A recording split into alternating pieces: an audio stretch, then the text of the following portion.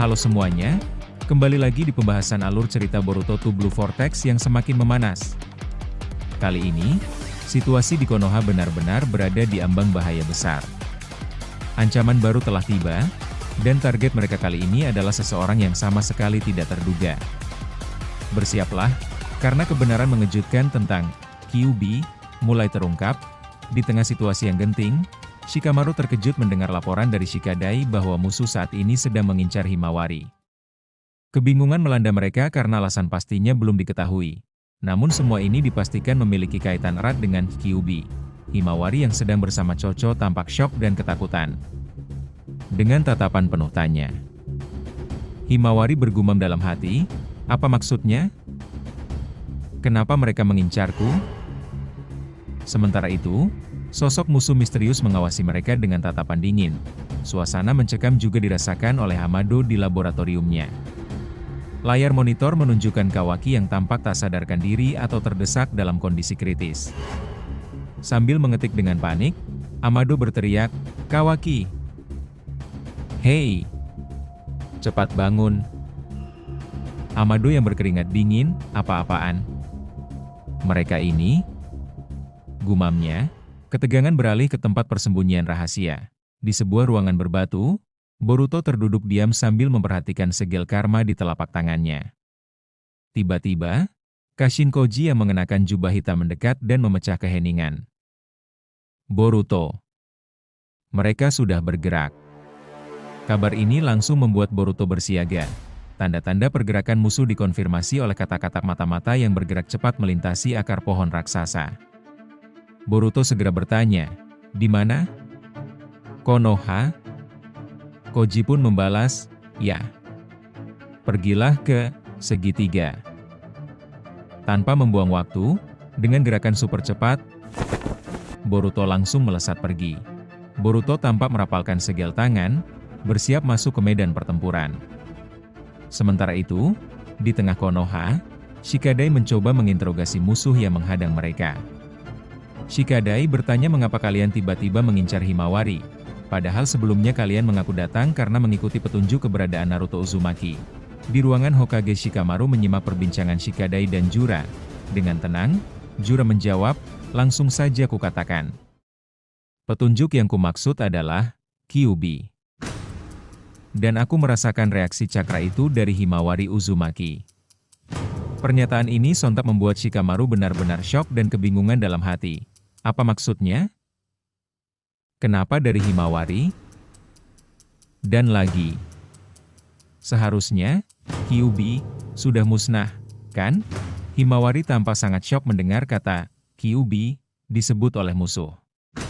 Chocho berusaha menenangkannya dan menegaskan bahwa tidak mungkin ada alasan bagi orang-orang asing ini untuk mengincar Himawari.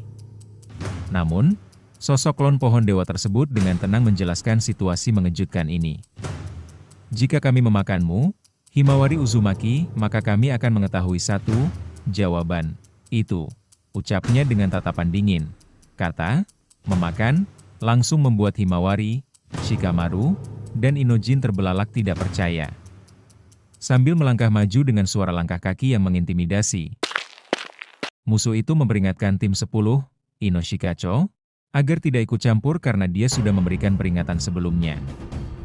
Batin Shikamaru terhubung dengan Ino Yamanaka yang melaporkan bahwa tim 10 tengah bertarung sengit di barat laut distrik D. Di saat yang sama, seekor katak milik Kashin Koji tiba di dekat Shikamaru dan meminta agar sambungan komunikasi segera dihubungkan ke Ino, menandakan bahwa Boruto telah tiba di Konoha.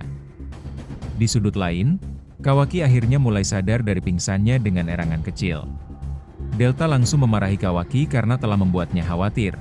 Meskipun dia tahu kemampuan regenerasi Kawaki hampir seperti manusia abadi. Kawaki yang merasa terganggu meminta Delta untuk tidak berteriak di telinganya. Delta kemudian mengajaknya untuk segera bergerak ke distrik D. Namun, Kawaki menahan diri sejenak karena dia merasakan kehadiran seseorang yang asing di desa tersebut. Kawaki menyadari ada tamu tak diundang yang berhasil menyusup. Sosok itu adalah Boruto Uzumaki, yang kini berdiri kokoh di atas atap rumah warga bersama kata pengawasnya. Melihat jasad para shinobi yang tertancap di akar pohon raksasa, Boruto bergumam, "Mokuto no Jutsu tidak salah lagi. Ini perbuatan mereka. Tiba-tiba suara Shikamaru menghubungi Boruto lewat sambungan tidak resmi Inoyamanaka. Shikamaru menjelaskan situasinya ada dua musuh yang cocok dengan deskripsi pohon dewa. Target mereka Naruto, tapi entah kenapa target mereka sekarang beralih ke Himawari. Boruto pun terkejut mendengar informasi dari Shikamaru, sambil bergumam Himawari. Shikamaru bertanya ke Boruto sepertinya ada kaitannya dengan Kyuubi. Apa kau tahu sesuatu? Boruto pun terheran sambil bergumam Kyuubi. Kashin Koji yang mendengar pembicaraan tersebut terlihat seperti kebingungan. Sayangnya, fokus Boruto terpecah. Boruto meminta waktu sebentar kepada Shikamaru karena Kawaki telah menemukannya. Boruto mencoba menawarkan gencatan senjata demi keselamatan desa. Membereskan mereka adalah prioritas utama, kan? Bagaimana kalau kita lakukan bersama? Namun, Kawaki menolak mentah-mentah dan menganggap musuh Konoha yang sebenarnya adalah Boruto sendiri. Kawaki langsung mengaktifkan dojutsu miliknya dan menembakkan batangan hitam tajam ke arah Boruto. Dengan kecepatan luar biasa, Boruto berhasil menghindari serangan mendadak tersebut. Kawaki dan Delta terkejut heran. Boruto dengan tenang menghampiri Kawaki. Kawaki menyerang kembali menembakkan batangan hitam tajam. Lagi-lagi Boruto bisa menghindarinya dengan mudah. Menyadari serangannya gagal, Kawaki langsung melesat maju, mengubah lengannya menjadi cakar besar untuk menyerang Boruto dalam jarak dekat. Namun Boruto dengan kecepatan tinggi berhasil mengantisipasi pergerakan Kawaki dan memberikan serangan balik yang sangat keras. Kawaki terhempas akibat hantaman tersebut. Boruto berdiri dengan kokoh, jubahnya berkibar, menunjukkan dominasi kekuatan yang mutlak. Kawaki terbatuk-batuk menahan sakit terkapar, sementara Delta memperhatikan mereka dengan wajah penuh keringat dingin karena terkejut. Boruto berbalik membelakangi mereka dengan santai dan berkata, "Memalukan? Sepertinya kau malas berlatih, ya?" Delta yang mendengar itu tertegun, lalu bertanya-tanya latihan macam apa yang sudah dijalani Boruto hingga bisa menjadi sekuat ini. Kawaki pun menatap Boruto dengan tatapan penuh amarah. Kawaki mengaktifkan karmanya, mata Boruto melebar saat ia menyadari sesuatu. Terlihat segel karma di tangan Kawaki mulai aktif. Boruto yang melihat hal itu langsung terkejut, menyadari situasi yang mulai tidak terkendali. Boruto menatap tangannya sendiri, dan benar saja, segel karmanya juga ikut bereaksi. Melalui kata pengawasnya, Kashin Koji berteriak panik, "Gawat!" Karmanya beresonansi. Segel karma di tangan Boruto pun terus menjalar tanpa bisa dihentikan.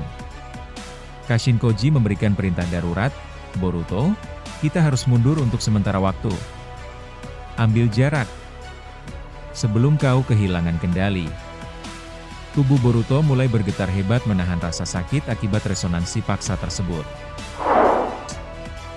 Mengikuti instruksi, Boruto langsung melesat terbang tinggi ke udara meninggalkan area pertempuran untuk meredam kekuatan karmanya.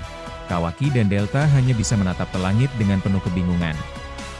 Sambil memegangi lengannya yang masih bergetar, Kawaki bergumam bingung. Begitu pula dengan Delta yang bertanya-tanya apa yang sebenarnya baru saja terjadi pada Boruto. Kawaki menyadari sesuatu yang ganjil dan menduga bahwa Boruto sebenarnya tidak bisa mengendalikan kekuatan karmanya sendiri.